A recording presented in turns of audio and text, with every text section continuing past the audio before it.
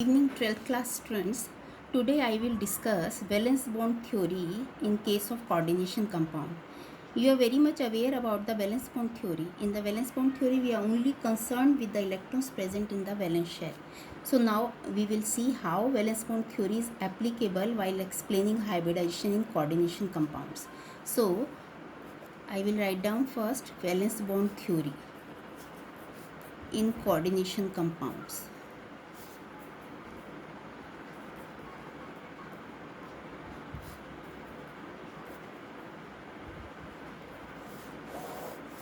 Now you see here, suppose I take COF6 minus 3. Now cobalt's atomic number is 28. Okay, sorry, 27. Cobalt's atomic number is 27. Scandium, titanium, vanadium, chromium, manganese, iron, cobalt, nickel, copper, zinc. Atomic number must be given in exam, but you just remember, also try to remember it. 21, 22, 23, 24, 25, 26, 27, 28, 29 and 30. Okay, so we are taking cobalt 27. Now first, as I have told you how to find out the oxidation number, suppose we have to find out cobalt's oxidation number X. At the fluoride there is -1 charge, 6 into -1, overall charge is -3. We will make it equal to this, so X will become out +3. It means cobalt's oxidation number is 3. As far as name is concerned, we call it as hexafluorocobaltate ion. Cobaltate means because this cobalt ion, central metal ion, is in the anionic sphere, that's why we call it as cobaltate. Okay, so now you come at cobalt 27. 27 means cobalt, if suppose we have to write down the electronic configuration of the valence shell, then it will be 3d7 4s2. Now according to this, the oxidation number is +3, so we have to remove 3 electrons.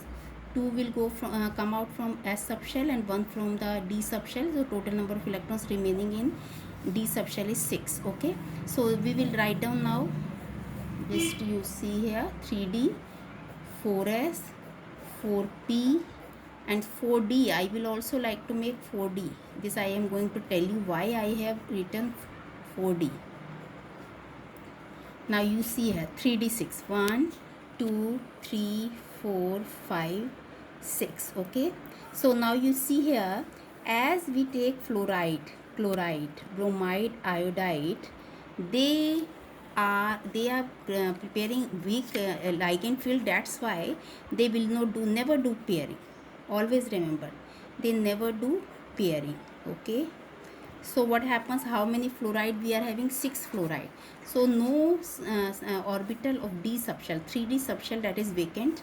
So that's why, because we are having 6f, it means we want 6 purely vacant orbitals. So 1 4s, 3 4p, it means total number of orbitals is 1 2 3 4. 2 we have to take from 4d because we can't make them vacant here. The reason is that because fluoride that creates a very weak ligand field. That's why what will happen, there will be no pairing. So 5 and 6, it means how many houses we require? These 6 houses. So we can write down here, after hybridization how many orbitals we are having? 6. That is, it means 1s, 3p and 2d of outer side. So it means hybridization is sp3 d2. If suppose inner are involved, then we will write down d2 sp3. I will also show you this one. So now you see here how many electrons we are having. We are having 6 fluoride, they are coming here. So 6 fluoride means every fluoride that is coming with the lone pair. So that's why fluoride, lone pair, again fluoride, lone pair, fluoride, lone pair, fluoride, lone pair, and this one. This means 1 as 3p and 2d. So hybridization will be sp3 d2. Okay, so geometry will be octahedral. So we will write down like this. This is geometry, that is octahedral geometry. This is regular geometry. Okay, so hybridization is sp3 d2 because outer di in O. That's why we call it as outer orbital complex. As there is no pairing, then we also call it a high spin complex. Now you please try to understand these things clearly. One thing is that because outer d are used, that's why we will write down sp3d2. Okay, then because outer d are used, that's why we call it as outer orbital complex. And high spin because we are having, you can see here how many, these are 4 unpaired electrons, that's why this is high spin complex. Okay, so this is hybridization hybridization in CO, cobalt, COF6. Okay, and the overall charge is -3.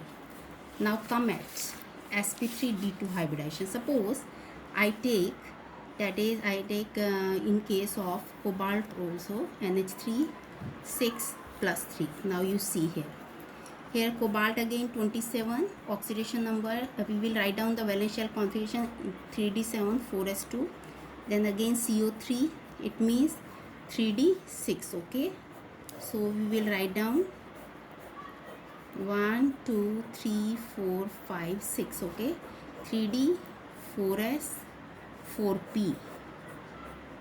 Here I am not writing 4d, I am not writing here. Now because ammonia does the pairing, it means it will make vacant the d subshell. So whenever pairing will start, what will happen, you can see 2 4 6. Now you can see here 1 2 3, sorry, it will be like this, 2 2 2. This is 3d, this is 4s, this is 4p. Okay, so here what is happening, 6 ammonia they are coming, ammonia keeping its lone pair here, ammonia, and here also ammonia, you will find, you can see ammonia. So 2d, 1s and 3p, it means inner d are used, that's why we call it a d2sp3 hybridization. Now you can see the pairing, that's why this is dimagnetic. One thing I would also like to tell you, this complex is paramagnetic because it is having lone pair, it is having unpaired electron, not lone pair, unpaired electron, that's why this is paramagnetic, this is dimagnetic. Okay, and as all electrons are paired, so low spin complex, and or we can also call it, that is inner orbital complex, we can also call it inner orbital complex or low spin complex, and this is dimagnetic. Okay, so this is CONSC. The name of this compound is coordination of hexaamine cobalt 3 ion. Okay, now we will do one more. If I take NiCN4 -2, the name of this coordination compound is hexacyanoniclate 2, hexacyanoniclate 2 ion. Okay, nickelate again I am telling you because this nickel that comes in which sphere, anionic sphere. Okay, it comes in anionic sphere. Now you see here, suppose we are having nickel 28, 3d8 4s2. Okay, nickel, because here the oxidation number is 4, -1, cyanide is -1 -2, this I have told you earlier so many times. So nickel 2, that is 3d8. Okay, always remember cyanide does the pairing, 3d 4s 4p, 1 2 3 4 5 6 7 8. Okay, so as cyanide does the pairing, this electron will jump here. So what will happen, this 1d will become vacant. Okay, 3d 4s 4p.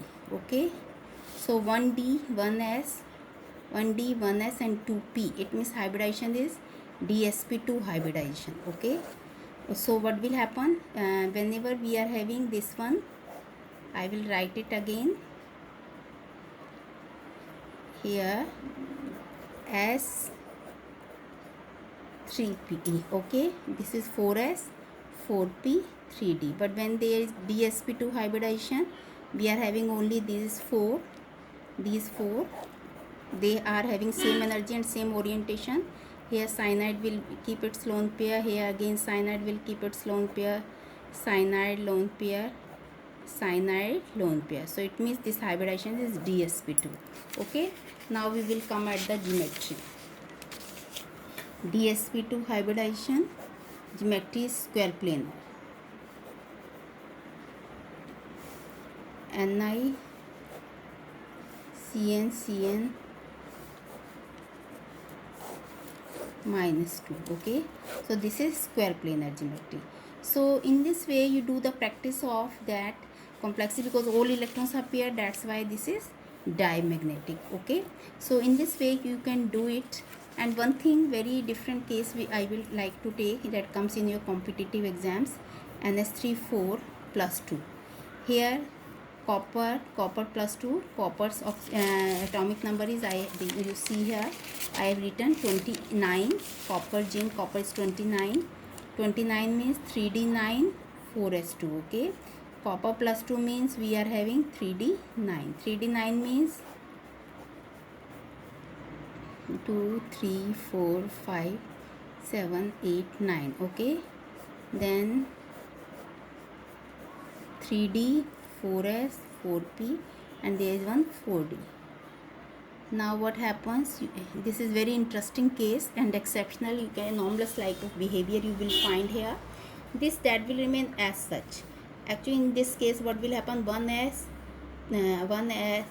this will remain as such, so we will take 1d here. Okay, that is sp2, 1s 2p and 1d. Okay, so 1p will remain vacant. Okay, so it means here you will find hybridization will be sp2d. That is very interesting case for ammonia 1, because geometry is by spectrophotochemical method we found out its geometry is square planar. Square planar means the hybridization should be sp dsp2. dsp2 is not possible because one electron is here, so we will take outer d. So you just remember it, the hybridization will be sp2d here and the geometry will become square planar. This is just for competitive exams, otherwise in CBSE nobody is going to ask. Okay, so hybridization is, that is sp2d. So in this way you do the practice, you will find we are having a different type of complexes like that, outer spin complexes or inner spin complexes, depending upon the magnetic behavior. If examiner asks, we will say if electrons more number of unpaired electrons, it means paramagnetic behavior, more the paramagnetic behavior. If lesser number of electrons, it means feebly paramagnetic. Feebly paramagnetic means weakly paramagnetic. If we will find that all electrons are paired, we call it as diamagnetic. Okay, and then different type of hybridization we will also find out using valence bond theory, because this you know very well from class 11. I have told you that hybridization concept is mainly based upon Weisser theory, valence shell electron pair repulsion theory, or you can say that is related to valence bond theory. We should say valence bond theory because it is mainly concentrated on the electrons present in the valence shell. Okay, so this is all about, that is valence bond theory based configuration, magnetic behavior and paramagnetic behavior, and whether this is hybridization also. So all these things can be explained by taking the help of valence bond theory in case of coordination compounds. Thank you.